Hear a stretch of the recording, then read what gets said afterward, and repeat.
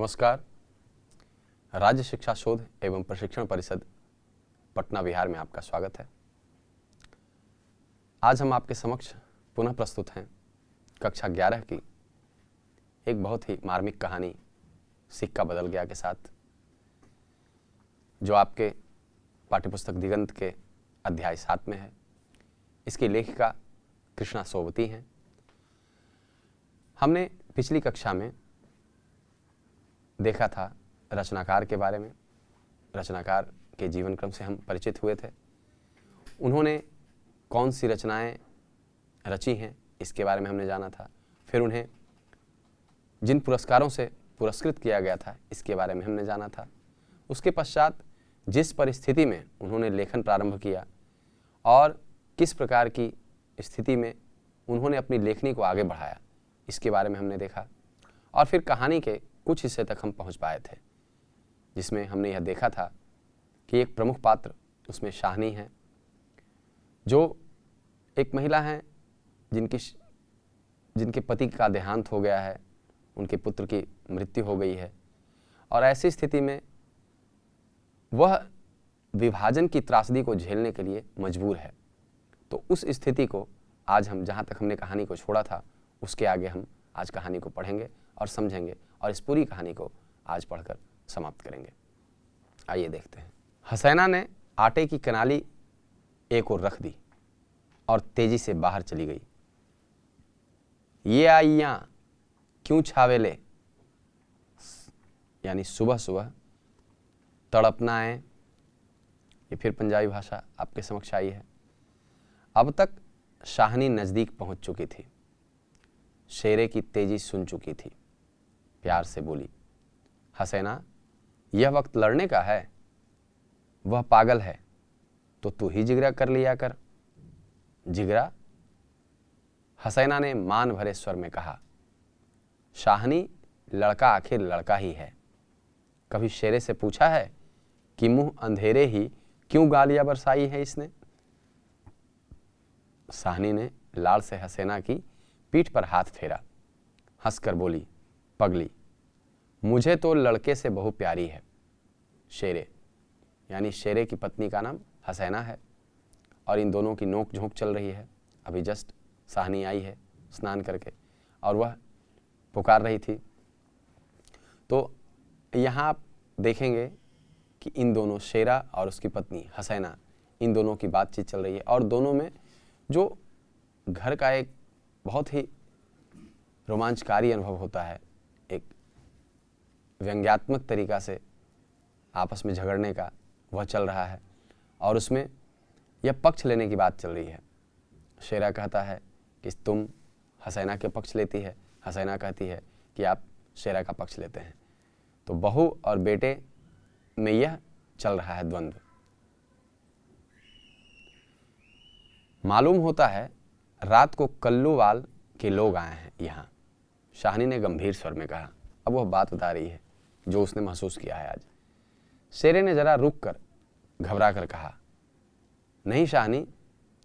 शेरे के उत्तर की अनसुनी कर शाहनी जरा चिंतित स्वर में बोली, जो कुछ भी हो रहा है अच्छा नहीं है। शेरे, आज शाह जी होते तो शायद कुछ बीच बचाव करते, पर शाहनी कहते कहते रुक गई। यानी इसे महसूस हो रहा है आज क्या हो रहा है। शाहनी को लगा जैसे जी भर भर आ रहा है। शाह जी को बिछुड़े कई साल बीत गए, पर आज कुछ पिघल रहा है। शायद पिछली स्मृतियां। आंसुओं को रोकने के प्रयत्न में उसने हसैना की ओर देखा और हल्के से हंस पड़ी। और शेरा सोच ही रहा है, क्या कह रही है शाहनी आज शाह जी क्या, कोई भी कुछ भी नहीं कर सकता। अब यहाँ आप देखेंगे जो बातचीत चल रही है, इसमें शेरा चूंकि स्थिति को जानता है कि क्या होने वाला है, अभी कुछ देर में, कुछ ही घंटे या मिनट में क्या होने वाला है शेरा को पता है, लेकिन शाहनी को नहीं पता है। तो शाहनी ये चर्चा कर रही है कि यदि अभी शाह जी यानी उसके पति होते तो अभी स्थिति क्या होती।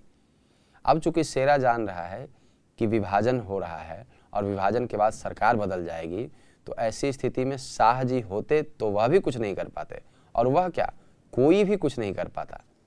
तो ऐसी स्थिति में ये दोनों के मन की जो बातें चल रही हैं, यह यहाँ दर्शाया गया है कि जानकारी के अभाव में शाहनी कल्पना कर रही है कि यदि शाह जी होते तो ऐसी स्थिति होती, शायद ये स्थिति नहीं आ पाती। लेकिन शेरा चूँकि जानता है कि स्थिति बहुत विकट है, कोई छोटी मोटी बात नहीं है, चूँकि गांव में एक बहुत महत्वपूर्ण लोग थे ये शाह जी और उनकी पत्नी शाहनी। तो ऐसी स्थिति में गांव की किसी भी समस्या को दूर करना इन्हीं का काम था।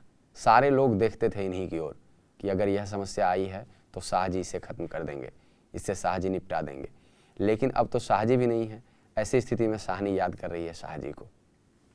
आज शाह जी क्या, कोई भी कुछ नहीं कर सकता, यह होकर रहेगा।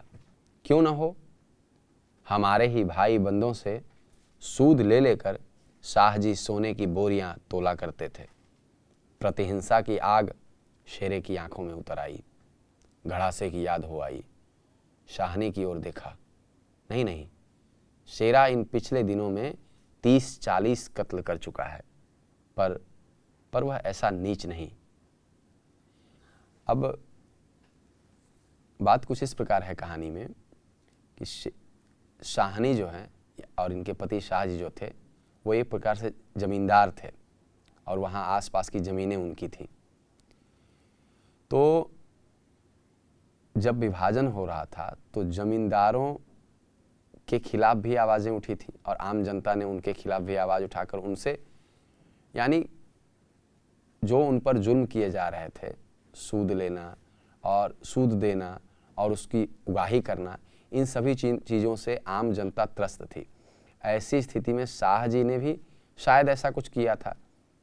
ये विचार इसके मन में, शेरा के मन में आ रहा था और शेरा उन लोगों का प्रतिनिधित्व कर रहा है जो लोग जुल्म के खिलाफ आवाज़ उठा रहे हैं और ज़मींदारों के खिलाफ खड़े हो रहे हैं। ऐसी स्थिति में यह इसके मन में एक विचार आता है, चूँकि यह कई कत्ल कर चुका है ऐसे बड़े लोगों का, तो अब यह विचार इसके मन में आता है कि शाहनी को भी मारना है। लेकिन चूँकि शाहनी के ही घर में यह रहा है बचपन से, तो यह इसकी हिम्मत नहीं हो पाती है कि यह ऐसा कदम उठाए। लेकिन विचार इसके मन में उभर रहा है, नहीं नहीं, पर वह ऐसा नीच नहीं। सामने बैठी शाहनी नहीं, शाहनी के हाथ उसकी आंखों में तैर गए। वह सर्दियों की रातें कभी कभी शाह जी की डांट को खाकर वह हवेली में पड़ा रहता था जब शाह जी इसको डांटते थे तो, और फिर लालटेन की रोशनी में वह देखता है शाहनी के ममता भरे हाथ दूध का कटोरा थामे, शेरे शेरे उठ पी ले। शेरे ने शाहनी की झुर्रियों पड़े मुंह की ओर देखा तो शाहनी धीरे धीरे मुस्कुरा रही थी। यानी इसे याद भी आ रहा है कि जब शाह जी डांटते थे और गुस्सा होकर यह चला जाता था अपने कक्ष में, अपने रूम में, तो यह गुस्से में कुछ नहीं बोलता रहता था, खाना पीना नहीं खाता था। ऐसी स्थिति में शाहनी जो थी वह आती थी इसके लिए दूध लेकर। ये सारी चीज़ें इसको याद आ रही हैं, स्मृति में लौट रही हैं सारी चीज़ें कि ठीक है, शाह जी ने मेरे साथ सही नहीं किया, लेकिन शाहनी जो मेरे समक्ष इस वक्त प्रस्तुत है, उसने तो मेरे लिए हमेशा अच्छा ही किया है। ये सारी चीज़ें इसके मन में बार बार आ रही हैं और शाहनी का चेहरा यह बार बार देख रहा है। और जब यह देखता है शाहनी की ओर तो शाहनी मुस्कुरा देती है। शेरे ने शाहनी के झुर्रिए पड़े मुंह की ओर देखा तो शाहनी धीरे धीरे मुस्कुरा रही थी। शेरा विचलित हो गया, आखिर शाहनी ने क्या बिगाड़ा है हमारा? शाह जी की बात शाह जी के साथ गई, वह शाहनी को जरूर बचाएगा, लेकिन कल रात वाला मशवरा, वह कैसे मान गया था फिरोज की बात? सब कुछ ठीक हो जाएगा, सामान बांट लिया जाएगा। यानी कल रात में इन लोगों के साथ जो आपस में विचार विमर्श हुआ है, शेरा और उसके कुछ साथी जिसमें एक फिरोज का नाम आ रहा है, इन लोगों ने तय किया था कि शाहनी के घर को हम लोग लूटेंगे और उसका जो सामान हमारे पास आएगा, जो भी उससे हासिल होगा, उसको हम लोग बराबर में बांट लेंगे। तो उस वक्त शेरा तो तैयार हो गया, लेकिन जब शाहनी के सम्मुख यह आता है तो इसकी हिम्मत नहीं होती है कि यह शाहनी का कत्ल करे और उस घर में लूटपाट करे जहां इसका बचपन बीता हो और जहां यह अभी भी रह रहा हो। शाहनी, चलो तुम्हें घर तक छोड़ आऊं। शाहनी उठ खड़ी हुई। किसी गहरी सोच में चलते हुए शाहनी के पीछे पीछे मजबूत कदम उठाता शेरा चल रहा है। शंकित सा इधर उधर देखता जा रहा है। अपने साथियों की बातें उसके कानों में गूंज रही है। पर क्या होगा शाहनी को मारकर? शाहनी, हाँ शेरे। शेरा चाहता है कि सिर पर आने वाले खतरे की बात कुछ तो शाहनी को बता दे, मगर वह कैसे कहे? शाहनी। शाहनी ने सिर ऊंचा किया। आसमान धुएं से भर गया था। शेरा, जानता है यह आग? जबलपुर में आज आग लगनी थी, लग गई। शाहनी कुछ न कह सकी। उसके नाते रिश्ते सब वही हैं। हवेली आ गई। शाहनी ने शून्य मन से ड्योढ़ी में कदम रखा। शेरा कब लौट गया उसे कुछ पता नहीं। दुर्बल सी देह और अकेली, बिना किसी सहारे के, न जाने कब तक वहीं पड़ी रही शाहनी। दोपहर आई और चली गई।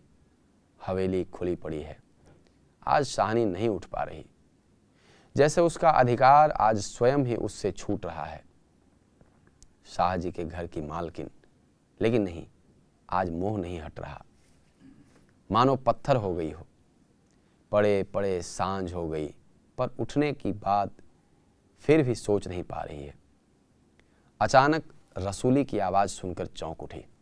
शाहनी, शाहनी, सुनो, ट्रकें आती हैं लेने। ट्रकें? शाहनी इसके सिवाय और कुछ न कह सकी। हाथों ने एक दूसरे को थाम लिया। बात की बात में खबर गांव भर में फैल गई। बीवी ने अपने विकृत कंठ से कहा, शाहनी, आज तक ऐसा न हुआ, न कभी सुना। गजब हो गया, अंधेरा पड़ गया। शाहनी मूर्तिवत वहीं खड़ी रही। नवाब बीबी ने स्नेह सनी उदासी से कहा, शाहनी, हमने तो कभी न सोचा था।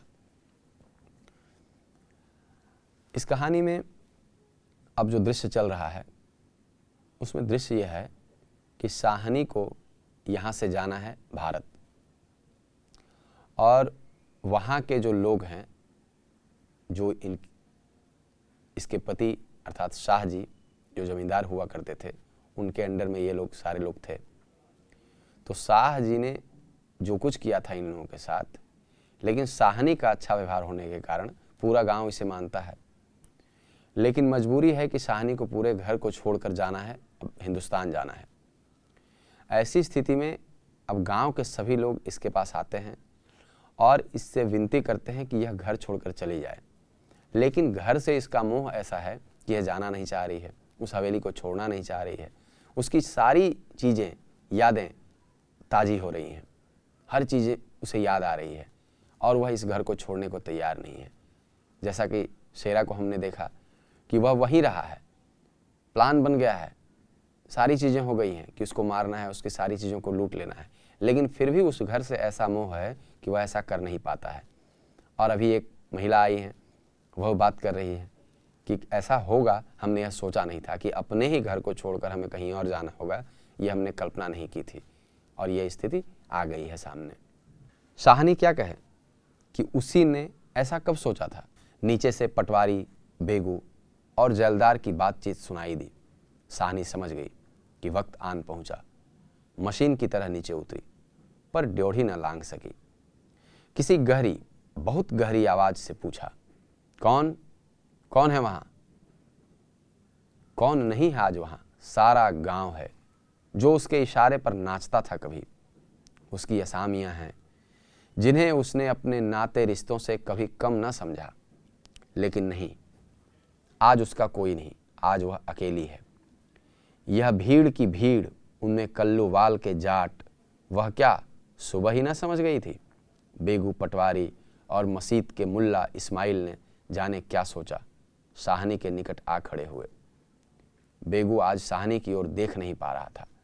धीरे से जरा गला साफ करते हुए कहा, शाहनी, रब नू यही मंजूर सी। यानी शाहनी, अब गांव के सारे लोग उसके आसपास, उसके हवेली के आसपास आ गए हैं। सभी लोग उसके नीचे रहने वाले थे, उसकी ओर देखने वाले थे। पूरे गांव में ऐसा कोई नहीं था जिसकी मदद इसने नहीं की थी, जो अपनी समस्या को लेकर इसके पास नहीं आया था। लेकिन ऐसी स्थिति है कि इसे अपना घर छोड़कर जाना है, तो अब सभी लोग आए हैं इसको ट्रक में भेजने के लिए कि तुम सुरक्षित बैठ जाओ। लेकिन किसी की हिम्मत नहीं हो रही है कहने की, और चूंकि सबों को याद आ रहा है पिछला घटनाक्रम कि इसने कैसा व्यवहार मेरे साथ किया है। ऐसी स्थिति में ये फिर एक पंजाबी भाषा में एक वाक्य हमारे सामने आया है, रब नू यही मर्जी, यानी भगवान की यही मर्जी थी, हम क्या कर सकते हैं। शाहनी के कदम डोल गए, चक्कर आया और दीवार के साथ लग गई। इसी दिन के लिए छोड़ गए थे शाह जी उसे। बेजान सी शाहनी की ओर देखकर बेगू सोच रहा है क्या गुजर रही है शाहनी पर, मगर क्या हो सकता है, सिक्का बदल गया है। शाहनी का घर से निकलना छोटी सी बात नहीं। गांव का गांव खड़ा है, हवेली के दरवाजे से लेकर उस दारे तक जिसे शाह जी ने अपने पुत्र की शादी में बनवा दिया था। तब से लेकर आज तक सब फैसले, सब मशवरे यहीं होते रहे हैं।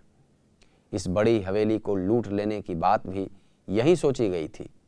यह नहीं कि शाहनी कुछ न जानती हो, वह जानकर भी अनजान बनी रही। उसने कभी बैर नहीं जाना, किसी का बुरा नहीं किया। लेकिन बूढ़ी शाहनी यह नहीं जानती कि सिक्का बदल गया है। देर हो रही थी।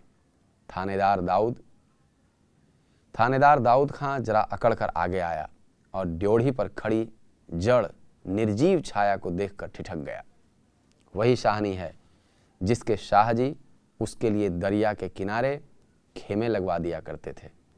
यह तो वही शाहनी है जिसने उसकी मंगेतर को सोने के कनफूल दिए थे मुंह दिखाई में। यानी जो थानेदार आया है इनको वहाँ से ले जाने के लिए, उनके घर को खाली करवाने के लिए, इसको याद आता है कि ये वही शाहनी है जिसकी पत्नी को यानी मंगेतर को सोने के कनफूल इसने दिए थे मुंह दिखाई में। ये सारी चीज़ें उसे भी याद आने लगी। अभी उसी दिन जब वह लीग से तात्पर्य यहाँ मुस्लिम लीग से है, अभी उसी दिन जब वह लीग के सिलसिले में आया था तो उसने उद्दंडता से कहा था, शाहनी भागोवाल मस्जिद बनेगी, 300 रुपये देने पड़ेंगे। शाहनी ने अपने उसी सरल स्वभाव से 300 रुपये आगे रख दिए थे। 300 रुपये की मांग की थी इसी थानेदार ने। ये सारी चीज़ें उसे याद आ रही हैं। और आज शाहनी दाऊद खां ने आवाज़ दी, वह थानेदार है, नहीं तो उसका स्वर शायद आंखों में उतर आता। शाहनी गुमसुम कुछ न बोल पाई। शाहनी ड्योढ़ी के निकट जाकर बोला, देर हो रही है शाहनी। धीरे से बोलता है, कुछ साथ रखना हो तो रख लो, कुछ साथ बांध लिया है, सोना चांदी। शाहनी अस्फुट स्वर में बोली, सोना चांदी। जरा ठहर कर सादगी से कहा, सोना चांदी बच्चा, वह सब तुम लोगों के लिए है। मेरा सोना तो एक एक जमीन में बिछा है। दाऊद खां लज्जित सा हो गया। शाहनी तुम अकेली हो, अपने पास कुछ होना जरूरी है, कुछ नकदी ही रख लो, वक्त का कुछ पता नहीं। वक्त? शाहनी अपनी गीली आंखों से हंस पड़ी। दाऊद खां, इससे अच्छा वक्त देखने के लिए क्या मैं जिंदा रहूंगी? किसी गहरी वेदना और तिरस्कार से कह दिया शाहनी ने। दाऊद खां निरुत्तर है, यानी उसके पास कोई जवाब नहीं है। साहस कर बोला, शाहनी कुछ नकदी जरूरी है। नहीं बच्चा, मुझे इस घर से। शाहनी का गला रुंध गया। नकदी प्यारी नहीं, यहाँ की नकदी यहीं रहेगी। शेरा आन खड़ा हुआ पास। दूर खड़े खड़े उसने दाऊद खां को शाहनी के पास देखा तो शक गुजरा कि हो न हो कुछ मार रहा है शाहनी से। खां साहिब, देर हो रही है। शाहनी चौंक पड़ी। देर? मेरे घर में मुझे देर? आंसुओं की भंवर में न जाने कहाँ से विद्रोह उमड़ पड़ा। मैं पुरखों के इस बड़े घर की रानी और यह मेरे ही अन्न पर पले हुए? नहीं, यह सब कुछ ठीक नहीं। ठीक है, देरी हो रही है। शाहनी के जैसे कानों में यह गूंज रहा है, देर हो रही है। पर नहीं, शाहनी रो रो कर नहीं, शान से निकलेगी इस पुरखों के घर से, मान से लागेगी यह देहरी जिस पर एक दिन वह रानी बनकर आ खड़ी हुई थी। अपने लड़खड़ाते कदमों को संभाल कर शाहनी ने दुपट्टे से आंख पोंछी और ड्योढ़ी से बाहर हो गई। बड़ी बूढ़ियां रो पड़ी। उनके सुख दुख की साथिन आज इस घर से निकल पड़ी है। किसकी तुलना हो सकती थी इसके साथ? खुदा ने सब कुछ दिया था, मगर दिन बदले, वक्त बदले। शाहनी ने दुपट्टे से सिर ढांपकर अपनी धुंधली आंखों में से हवेली को अंतिम बार देखा। शाहजी के मरने के बाद भी जिस कुल की अमानत को उसने सहेज कर रखा, आज वह उसे धोखा दे गई। शाहनी ने दोनों हाथ जोड़ लिए। यही अंतिम दर्शन था, यही अंतिम प्रणाम। शाहनी की आंखें फिर कभी इस ऊंची हवेली को न देख पाएंगी। प्यार ने जोर मारा, सोचा एक बार फिर घूम फिर कर क्यों न पूरा घर देख आई मैं।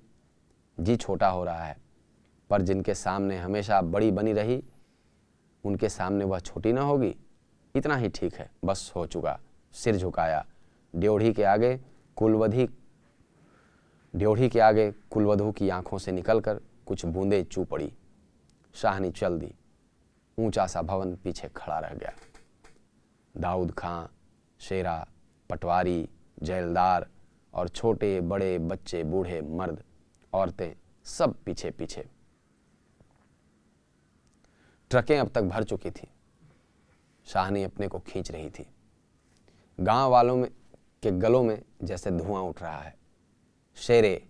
खूनी शेरे का दिल टूट रहा है। यानी वो शेरा जो कई कत्ल कर चुका था, 20 कत्ल कर चुका था, लेकिन जब शाहनी को छोड़ने की बात आती है तो उसका दिल भी पसीज जाता है।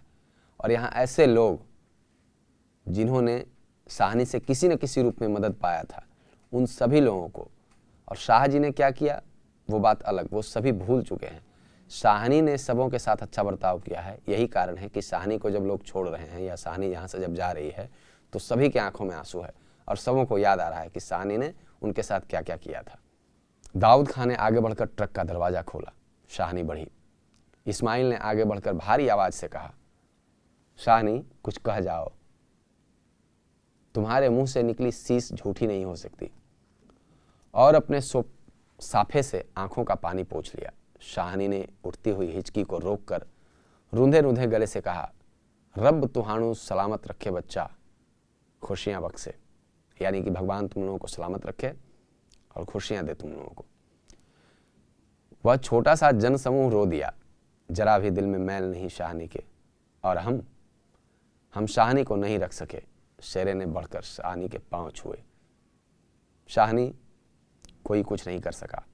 राज भी पलट गया। शाहनी ने कांपता हुआ हाथ शेरे के सिर पर रखा और रुक रुक कर कहा, तैणु भाग जगण चन्ना, ओ चांद तेरे भाग जागे। दाऊद खान ने हाथ का संकेत दिया। कुछ बड़ी बूढ़ियां शाहनी के गले लगी और ट्रक चल पड़ी। अन्न जल उठ गया। वह हवेली, नई बैठक, ऊंचा चौबारा, बड़ा पसार एक एक करके घूम रहे हैं शाहनी की आंखों में। कुछ पता नहीं ट्रक चल पड़ी है या वह स्वयं चल पड़ी है। आंखें बरस रही हैं। दाऊद खां विचलित होकर देख रहा है इस बूढ़ी शाहनी को। कहाँ जाएगी वह? शाहनी मन में मैल न लाना। कुछ कर सकते तो उठा न रखते। वक्त ही ऐसा है। यानी बोल रहा है दाऊद जो कि थानेदार है। शाहनी मन में मैल न लाना। कुछ कर सकते तो उठा न रखते। वक्त ही ऐसा है।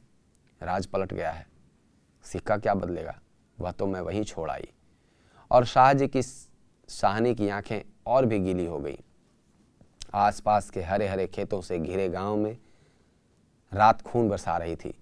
शायद राज पलटा भी खा रहा था और सिक्का बदल रहा था। तो इस प्रकार इस कहानी में हमने देखा कि शाहनी जो उस गांव में 50 सालों से थी, वहाँ रह रही थी और वहाँ के लोग जो उसको इतना मानते थे, लेकिन अंततः विभाजन की स्थिति ने एक ऐसी स्थिति पैदा कर दी कि वहाँ से उस पूरे अपने घर को, उस समाज को, उस गांव को छोड़कर उसे जाना पड़ रहा है जो उसे बहुत ज़्यादा चाहते थे, बहुत ज़्यादा मानते थे।